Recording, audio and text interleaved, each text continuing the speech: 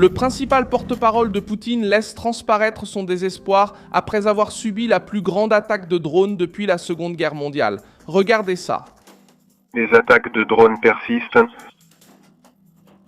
Des mesures sont prises pour atténuer les conséquences. Malgré tout, compte tenu des taux de performance élevés des systèmes de défense aérienne concernant le président, il reçoit des rapports très détaillés régulièrement, plusieurs fois par jour, et si nécessaire, il peut être contacté à tout moment. Obtenez des images plus intéressantes des villes ukrainiennes. Les enregistrements impressionnent, montrant les résultats des attaques. Les attaques continueront certainement et sans aucun doute.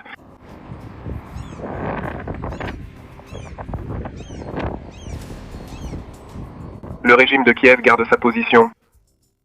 Ce n'est pas un plan de négociation. Le régime de Kiev se trouve actuellement dans une position très difficile. La situation sur les lignes de front va très bientôt devenir catastrophique pour le camp ukrainien, et c'est précisément à cela que tout est lié, et c'est vraiment certain. Moscou a de nouveau été frappé par une lourde vague de drones ukrainiens, et la réaction du Kremlin a révélé beaucoup plus de tension que de contrôle. Dans la matinée du 19 juin 2026, alors que la Russie tentait d'affirmer que ses défenses avaient bien fonctionné, des images et des témoignages montraient la capitale russe secouée par des explosions, de la fumée, des interruptions dans les aéroports et de nouvelles attaques contre la raffinerie qui alimente une partie de Moscou. Le porte-parole de Vladimir Poutine a tenté de vendre l'efficacité, mais le simple fait de devoir expliquer l'attaque a déjà révélé le malaise central. La guerre que le Kremlin avait promis de tenir éloignée du cœur de la Russie s'est de nouveau rapprochée du centre du pouvoir. L'offensive ukrainienne a été décrite par les médias internationaux comme la plus importante contre Moscou depuis le début de l'invasion russe. Et, dans les informations qui circulent, on parle d'une attaque aérienne sans précédent sur la capitale depuis la Seconde Guerre mondiale. C'est là que le désespoir apparaît sans avoir besoin de crier. L'Ukraine n'a pas attaqué une zone quelconque. Elle a visé l'infrastructure énergétique, traversé les couches de défense et touché le symbole que Poutine essaie le plus de préserver. Le sentiment d'invulnérabilité à l'intérieur même de la Russie. Pendant ce temps, au Moyen-Orient, Israël a intensifié ses attaques contre le Hezbollah au Liban. Trump a exigé le désarmement du groupe et l'Iran a menacé de réagir à toute violation de la part des États-Unis. Et il a même tenté d'imposer des contrôles sur le détroit d'Ormuz. Qu'est-ce que Peskov a laissé échapper? Pourquoi Moscou a-t-elle été atteinte? Comment ce bouleversement est-il lié à la pression sur l'Iran, le Hezbollah et la Russie? Je vais tout expliquer tout de suite. Si tu aimes ce genre de contenu direct et sans détour, pense à t'abonner car ici il y a une vidéo comme ça tous les jours. L'attaque principale a eu lieu à Moscou et dans la région métropolitaine, avec des drones ukrainiens frappant la raffinerie de Gazprom Neft, au sud-est de la capitale russe, pour la deuxième fois dans la même semaine. L'action a eu lieu après une attaque précédente, le 16 juin, qui avait déjà endommagé une partie de la structure. La raffinerie est importante car elle contribue à approvisionner Moscou en carburant, en diesel et en autres dérivés. Le gouvernement ukrainien qualifie ce type d'opération de sanctions à longue portée, car les drones ne causent pas seulement des dégâts matériels, mais obligent aussi la Russie à dépenser plus d'argent. Défense, disperser les systèmes anti-aériens et expliquer à la population elle-même pourquoi la capitale ne semble plus intouchable.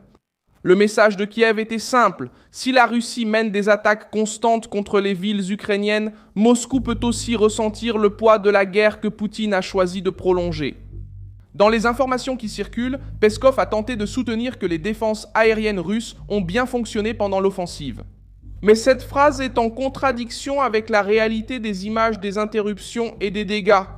Lorsque le gouvernement doit affirmer que tout a bien fonctionné après que des drones ont atteint une raffinerie stratégique de la capitale, ce discours cesse de paraître confiant et commence à ressembler à une tentative de limiter les dégâts.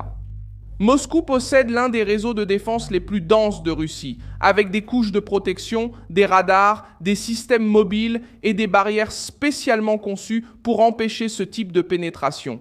Même ainsi, des drones sont passés, ont frappé et ont produit un impact visible.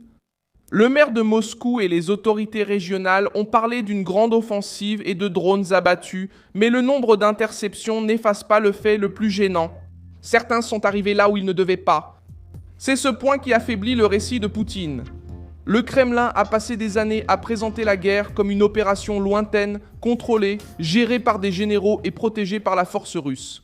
Désormais, les habitants voient de la fumée, les aéroports subissent des restrictions, la raffinerie est à nouveau touchée et la télévision d'État doit gérer le silence ou changer de sujet pour ne pas révéler l'ampleur de l'échec. Frapper Moscou a un effet différent de frapper une base lointaine. La capitale est la vitrine du pouvoir russe, le centre politique, économique et symbolique du régime. Chaque drone qui franchit la défense aérienne entame un morceau de la propagande sur la sécurité. La Russie essaie de montrer une certaine normalité, mais cela devient difficile lorsque la guerre entre par le ciel de la ville, qui devrait être la plus protégée du pays. Ce n'est pas seulement une question militaire, c'est aussi une question de morale interne. Pendant que la Russie tentait de contrôler les dégâts d'image, un autre front explosif avançait au Moyen-Orient. Israël a intensifié ses attaques contre les positions du Hezbollah dans le sud du Liban et dans la vallée de la Bekaa après de nouvelles violations du cessez-le-feu. L'armée israélienne a déclaré avoir frappé plus de 80 cibles du groupe, y compris des centres de commandement, des sites de lancement et des structures utilisées pour des attaques. Selon les informations publiées par les autorités militaires israéliennes, des dizaines de membres du Hezbollah ont été tués et 2 terroristes ont été éliminés après une attaque contre des soldats israéliens. Le lanceur utilisé lors de l'action a également été détruit. La réaction israélienne est survenue après une série d'attaques attribuées au Hezbollah entre le 17 et le 18 juin. Le décompte, publié sur des canaux de surveillance, a fait état de 25 attaques distinctes, 63 roquettes, un missile, 7 actions avec des drones explosifs, 2 attaques avec des engins explosifs improvisés et une tentative d'infiltration impliquant 5 agents. Au total, 72 munitions et événements d'attaque ont été enregistrés en 48 heures, même avec le cessez-le-feu et les négociations diplomatiques en cours de...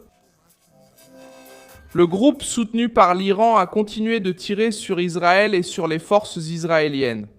Israël a répondu parce qu'il comprend qu'un cessez-le-feu sans désarmement ne devient qu'une pause pour que le Hezbollah se réorganise. L'armée de l'air israélienne a maintenu ses opérations dans le sud du Liban et Baalbek, à environ 85 km à l'intérieur du territoire libanais, a également été touchée par les attaques.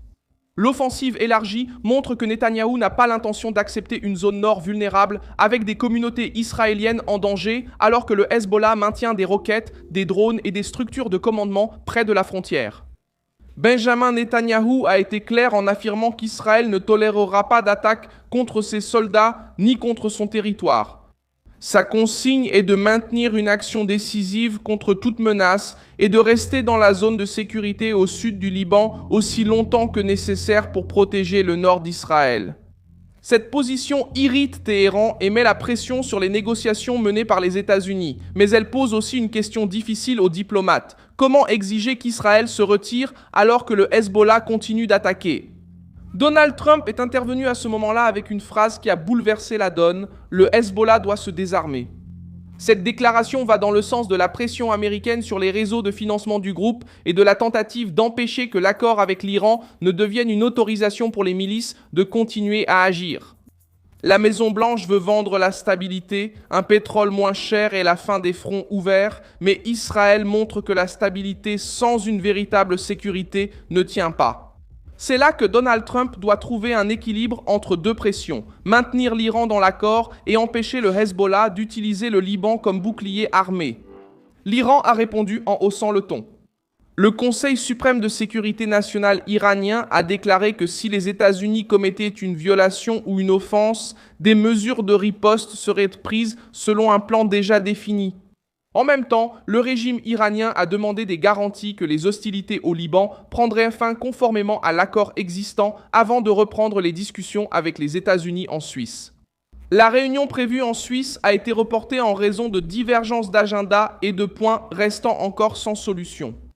Des sources citées dans la presse arabe ont affirmé que les opérations israéliennes au Liban sont en train d'user les ententes entre Washington et Téhéran. Pour faire avancer l'accord, les États-Unis doivent faire pression sur Israël pour qu'il arrête les bombardements et se retire. Mais cette demande se heurte à la réalité des attaques du Hezbollah. Israël ne veut pas être placé dans la position de celui qui doit s'arrêter pendant que le groupe armé continue de tirer. Le détroit d'Ormuz est devenu un autre point de pression. L'autorité iranienne responsable du corridor a annoncé que les navires souhaitant traverser la zone devront soumettre une demande au moins 48 heures à l'avance, avec des coordonnées, des détails sur le voyage, l'itinéraire et l'horaire coordonné avec les autorités iraniennes. Téhéran a déclaré que pendant l'arrangement de 60 jours, aucune taxe ne sera prélevée pour les services de sécurité, de protection et d'environnement et que les frais d'assurance de transit seront couverts par le gouvernement iranien. La mesure, intégrée au mémorandum d'entente avec les États-Unis, est déjà vue par les critiques comme une tentative de contrôler le détroit d'Ormuz sans parler de blocus. Le problème est simple. Si l'accord prévoyait un passage commercial libre, exigeait une demande préalable, une coordination de l'itinéraire et une autorisation opérationnelle replace l'Iran au centre du blocage. Le régime ouvre la porte d'une main et tient la poignée de l'autre. Pour le marché de l'énergie et pour les grandes routes maritimes, les entreprises, c'est un signe de risque. La connexion entre Moscou, le Liban, l'Iran et Ormuz fait partie du même rapport de force. La Russie essaie de préserver son image de puissance invincible, tandis que des drones ukrainiens frappent sa capitale. L'Iran tente de préserver son influence régionale en utilisant le Hezbollah. Le Moyen-Orient accentue l'importance de ce moment, car il montre alliés et adversaires testant leurs limites en même temps. Le Hezbollah teste Israël. Israël teste jusqu'où il peut agir sans rompre définitivement les négociations. L'Iran teste Trump dans le détroit d'Ormuz et au Liban. Trump teste Téhéran en exigeant le désarmement et en maintenant la pression diplomatique. Poutine assiste à ce scénario tandis que sa propre capitale ressent la guerre dans le ciel. Jusqu'à présent, l'image qui ressort est celle d'une Russie essayant de dissimuler sa vulnérabilité et d'un Iran tentant de négocier le point fermé. Et Israël affirmant qu'un cessez-le-feu ne signifie pas accepter des roquettes, des drones et des infiltrations à sa propre frontière. Je suis Milson Alves, global, internationaliste, et mon objectif est de vous tenir bien informé avec la vérité chaque jour. Les liens des actualités se trouvent dans la description de la vidéo. Likez la vidéo, abonnez-vous et consultez les commentaires pour rester engagé avec la communauté Milson Alves.